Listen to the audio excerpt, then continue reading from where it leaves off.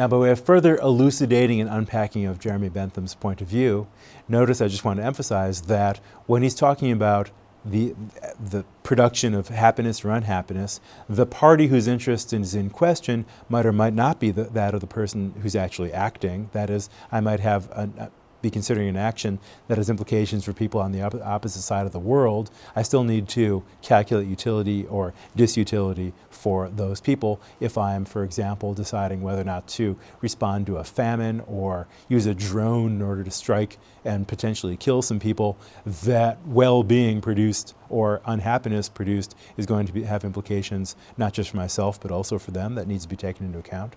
Bentham treats the following, however, as more or less equivalent: benefit, advantage, pleasure, happiness, and good. And that's something that later critics were skeptical about. That is pleasure the same thing as happiness? We're going to come back in a moment to explain why one might have doubts about that.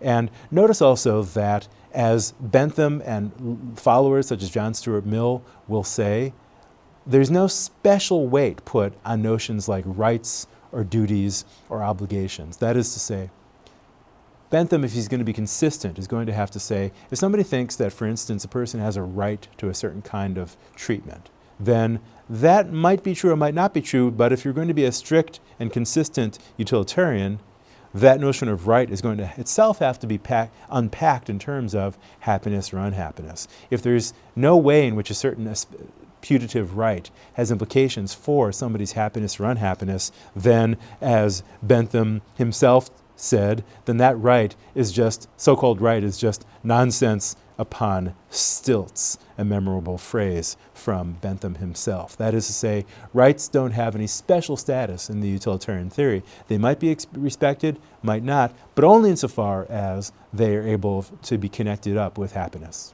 Now, another question you might ask about the utilitarian theory is something along the following lines. How does Jeremy know? That is to say, how does one go about establishing that one's utilitarian or any ethical theory is correct? Bentham writes as if the theory of utilitarianism were self-evident, like 2 + 2 is 4, or nothing can be both square and round at the same time. That seems, those ideas seem self-evident. How is it that the utilitarian theory is supposed to be self-evident if that's how it's being understood? Natural rights theories are going to hold that people have inalienable rights that might be connected up with their biological or theological nature.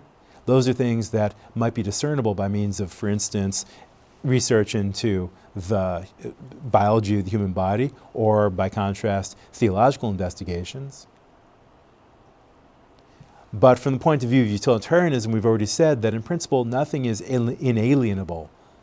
It all matters, it all depends on how much happiness or unhappiness is produced. So again, one wants to ask, if you claim to be utilitarian, then that claim might well be true, but if somebody asks you, how do you know that the utilitarian theory is correct, it's not exactly clear how you'd answer a question of that kind. It's not clear you could find out utilitarianism is true by means of looking through a microscope or gazing at the night sky with a powerful telescope. What else could one appeal to justify or establish one's claim that this particular ethical theory is the correct one?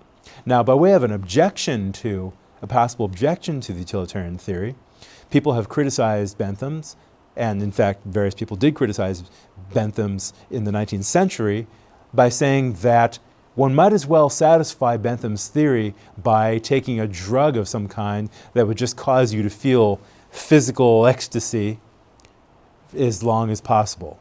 That is, some critics describe Bentham's theory as a theory worthy of swine. That is, you can imagine a pig very happily just rolling around in the mud, snorting away, being as happy as a pig is capable of being, etc. Likewise, you can imagine human beings soaking in hot tubs, drinking lots of alcoholic beverages, having a good time in the pleasures of the flesh, as it were, and being very happy in that respect. But if that's what the utilitarian theory says is the nature and possible upper limit of happiness and what all our actions ought to be aimed towards, then you might feel as if there's something missing, something somehow shallow about a theory of this kind. So our question is there a way in which we could come up with a more powerful, more satisfying ethical theory that is utilitarian, but that somehow respects the fact that we're capable of higher types of pleasure than our pigs?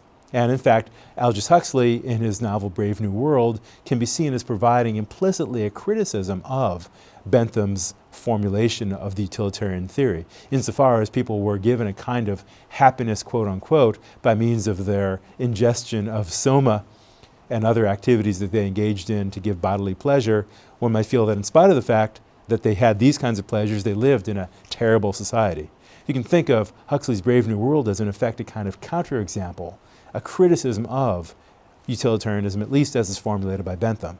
So our question is going to be, can we come up with a theory of utilitarianism that sets that objection aside, that is resistant to that objection and is thereby more satisfying?